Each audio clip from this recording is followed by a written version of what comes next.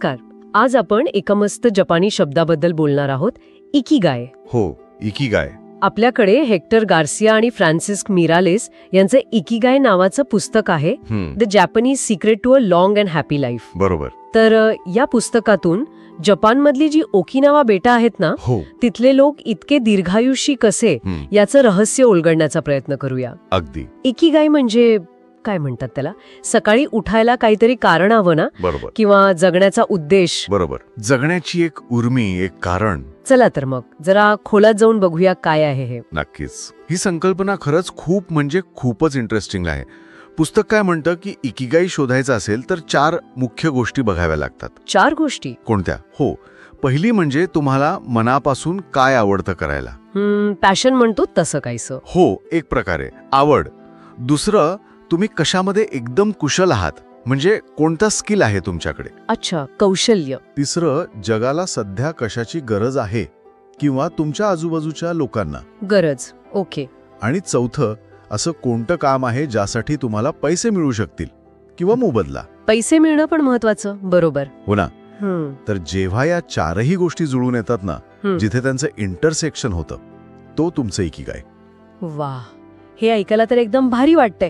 पण मला असं वाटतं की हे 4ही साधणं थोडं अवघड असेल नाही का? म्हणजे अनेकांसाठी हेच चॅलेंज असेल. अगदी. तुमचा मुद्दा बरोबर आहे. हे नेहमी सोपं नसतंच. आवड आहे पण स्किल नाही, किंवा स्किल आहे पण गरज नाही, असं होतं ना. होतच. पुस्तक काही असं डायरेक्ट फॉर्म्युला नाही देत की असं करा म्हणजे सापडेल. पण ओकिनावाच्या लोकांकडे बघून काही गोष्टी नक्की शिकता येतात. अच्छा, त्यांच्या दीर्घायुष्याचं कारण म्हणजे ते इकिगाई जगतायत असं म्हणायचंय. हो, ते काही तत्व पाळतात. त्यातलं सगळ्यात महत्वाचं म्हणजे सक्रिय राहा, कधीही रिटायर होऊ नका. रिटायर होऊ नका म्हणजे काय? काम करतच राहायचं. हो, म्हणजे त्यांना जे आवडतं, जे त्यांचं इकिगाई आहे, ते काम ते करत राहतात, अगदी म्हातारपणी सुद्धा. त्यामुळे त्यांना एक ऊर्जा मिळते.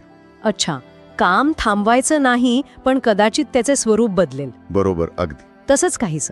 दुसरे एक महत्वाचं तत्व आहे फ्लो मध्ये जगणं. फ्लो म्हणजे काय? म्हणजे एखादं काम करताना त्यात इतकं रमून जाणं की आजूबाजूचं भानच राहत नाही, वेळेचं, भुकेचं. कळलं. पूर्णपणे गुंगून जाणं.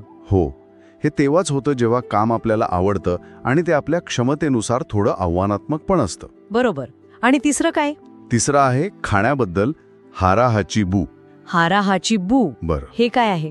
हे म्हणजे आपलं पोट पूर्ण 100% गच्च न भरता साधारण 80% भरलं की खायचं थांबवायचं. बापरे, 80%च? हे पाळायला तर म्हणजे आजच्या जगात जरा कठीण वाटतंय. आहे, थोडं कठीण, पण आरोग्यासाठी खूप महत्वाचं मानलं जाते. तिथे पचनसंस्थेवर ताण येत नाही असं म्हणतात. आणि निसर्गाच्या जवळ राहतात, त्याने पण स्ट्रेस कमी होतो. आणि त्यांचे सोशल कनेक्शन्स खूप स्ट्रॉंग असतात. मित्र, कुटुंब, शेजारी, सामाजिक संबंध. हो, ते तर महत्वाचे असणारच. त्याला ते मोआई म्हणतात, म्हणजे एकमेकांना सपोर्ट करणारा एक सोशल ग्रुप असतो त्यांचा. आणि सगळ्यात महत्वाचं म्हणजे ना, ते अगदी छोट्या गोष्टीत आनंद शोधतात. अच्छा, कशात? म्हणजे मित्रांशी गप्पा मारणं, मस्त चहा पिणं किंवा अगदी सूर्यास्त बघणं. हा जो पॉझिटिव्ह दृष्टिकोन आहे ना, तो पण महत्वाचा आहे.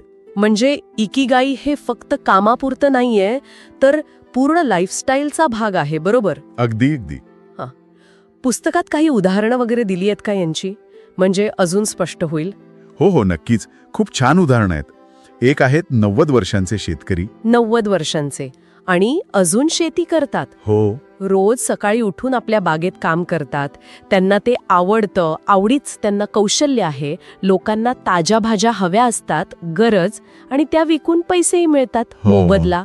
झालं, 4ही गोष्टी जुळल्या. अरे वा. त्यांचं ते कामच त्यांना ऊर्जा देतं, आनंद देतं.